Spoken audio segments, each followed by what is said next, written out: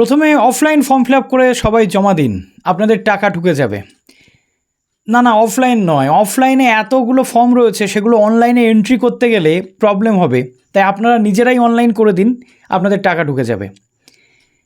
তারপরে under enquiry process, এবার আপনাদের পুনরায় আবার একবার এনকোয়ারি ফর্ম ফিল আপ করে জমা করতে হবে, বা বিডিও অফিসে বা আশাকর্মীরা আপনাদের বাড়িতে আসবে, এসে আপনাদের সমস্ত ডিটেল নেবে। তারপরে আপনাদের আন্ডার এনকোয়ারি প্রসেস ঠিক হয়ে যাবে এবং আপনারা টাকা পাবেন।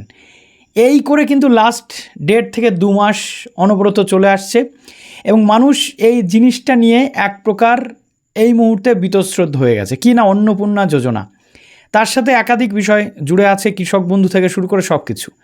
ইলেকশনের আগে এবং ইলেকশনের পরে দুটো চিত্র যদি আমরা দেখি, তাহলে দেখব বিস্তর ফারাক রয়েছে। তা আলোচনা করবো আজকের এই ভিডিওটাতে। আন্ডার এনকোয়ারির প্রসেস থেকে এখনও কেন প্রসেসড হলো না বা অ্যাপ্রুভড হলো না, সেটা নিয়ে পুঙ্খানুপুঙ্খ আলোচনা করব। এবং অনেকে আছেন যারা দুশ্চিন্তার মধ্যে আছেন, প্রতিনিয়ত ওটিপি চলে আসছে, কিন্তু ফল কিছু হচ্ছে না। তো যারা নতুন আছেন অবশ্যই চ্যানেলটিকে সাবস্ক্রাইব করে পাশে থাকা বেল আইকনটি ক্লিক করে দেবেন, যাতে সমস্ত তথ্যগুলো টাইম টু টাইম পেয়ে যান। এবং প্লিজ ভিডিওটা প্রচুর শেয়ার করুন বন্ধুদের মাঝে একদম, এবং লাইক করতে ভুলবেন না। তো অন্নপূর্ণা যোজনা নিয়ে একাধিক দুশ্চিন্তা একের পর এক ঘটেছে।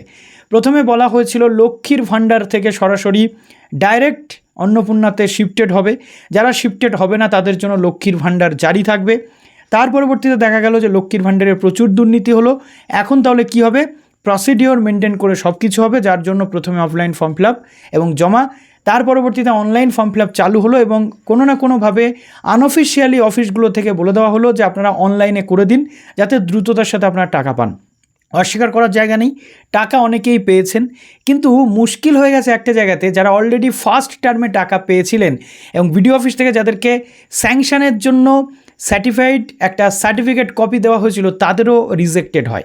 এবং সেই রিজেক্টেড থেকে পরবর্তী ক্ষেত্রে আমরা দেখি আন্ডার এনকোয়ারি প্রসেস যায়, এবং এই আন্ডার এনকোয়ারি প্রসেস কমপ্লিট করতে বলা হয়েছিল 10 জুলাইয়ের মধ্যে। আজকে কিন্তু 12 জুলাই একটা ডেডলাইন দেওয়া হয়েছিল গভর্নমেন্টের পক্ষ থেকে। আমরা আশাবাদী ছিলাম যে ততদিনে এই 10 তারিখের মধ্যে আন্ডার এনকোয়ারি প্রসেস পুরোটা কমপ্লিট হয়ে অ্যাপ্রুভড দেখাবে এবং সবার অ্যাকাউন্টে পরপর টাকা কিন্তু ঢুকতে শুরু করবে।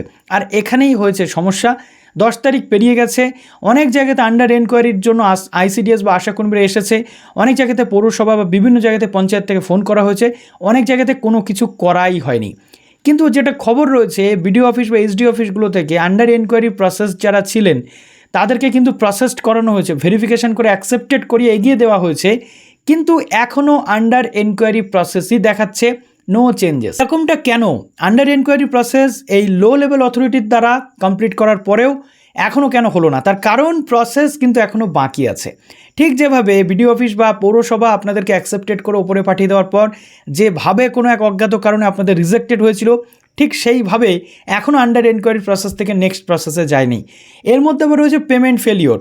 অনেকের টাকা ঢুকছে, অস্বীকার করার জায়গা নেই, প্রতিদিনই কারোর না কারোর টাকা ঢুকছে, খবর পাওয়া যাচ্ছে, কিন্তু সেই ক্যান্ডিডেটগুলো আলটিমেটলি কার আন্ডার এনকোয়ারি প্রসেস থেকে কি কারোর টাকা ঢুকেছে, নাকি আপনাদের যে যারা অলরেডি পেমেন্ট ফেলিওর ছিলেন তাদের টাকা ঢুকেছে, বা যারা অ্যাপ্রুভড আছেন টাকা ঢোকেনি সেই টাইমে তাদের ঢুকছে, এটা বলা কিন্তু যথেষ্ট মুশকিল। কিন্তু যেমনটা তথ্য রয়েছে, আন্ডার এনকোয়ারি যাদের ছিল সেই সকল ক্যান্ডিডেটদের এখনও পর্যন্ত আন্ডার এনকোয়ারি থেকে নেক্সট লেভেল বা অ্যাপ্রুভালের যে জায়গা, সেই জায়গাতে কিন্তু যায়নি। এখানেই উঠছে প্রশ্ন যে তাহলে আটকাচ্ছেটা কোথায়? বিডিও অফিস যদি আপনাদের প্রসেসড করায়, তাহলে এসডি অফিস থেকে যাবে ডিএম এর পরে যাবে কিন্তু বিকাশ ভবনে।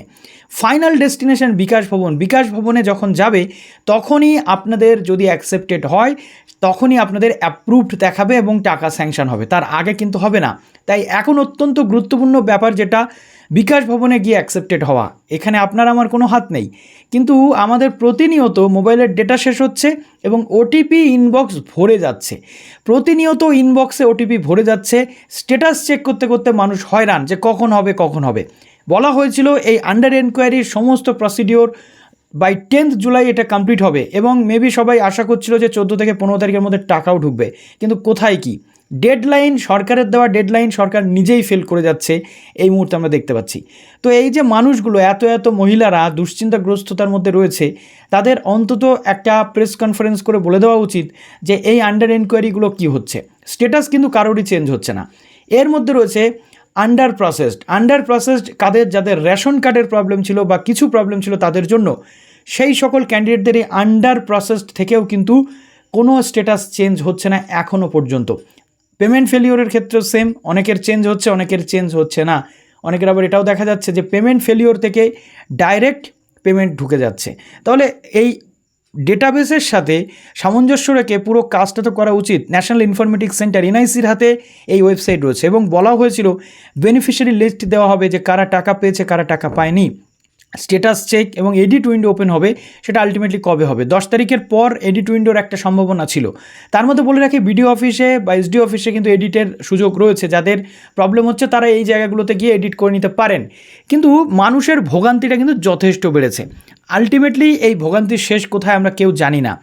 3000 টাকার জন্য মানুষ যে নাকানি চোবানি খেয়েছে প্রতিনিয়ত, সত্যি বলতে ইলেকশনের আগে মানুষ এটা কল্পনাও করতে পারেনি। এখন কিন্তু সেটা কল্পনা করতে পারছে এবং বাস্তব পরিস্থিতিটা বুঝতে পারছে। তো এই ছিল মোটামুটি তথ্য। যদি কারোর আন্ডার এনকোয়ারি থেকে নেক্সট লেভেলে কোনো প্রসেসড হয় অবশ্যই কমেন্ট সেকশনে জানাতে ভুলবেন না। তবে হ্যাঁ, যেটা হচ্ছে লং টার্মে একটা প্রবলেম তৈরি হচ্ছে এবং মানুষের মনে যে বিশ্বাস ছিল সেই বিশ্বাস কিন্তু কমতে শুরু করেছে। তাই অবিলম্বে এই প্রবলেমের সলিউশন হওয়া প্রয়োজন। তো চলুন ভিডিওটা কিন্তু শেষ করুন। ভালো থাকবেন সবাই, বেস্ট অফ লাক।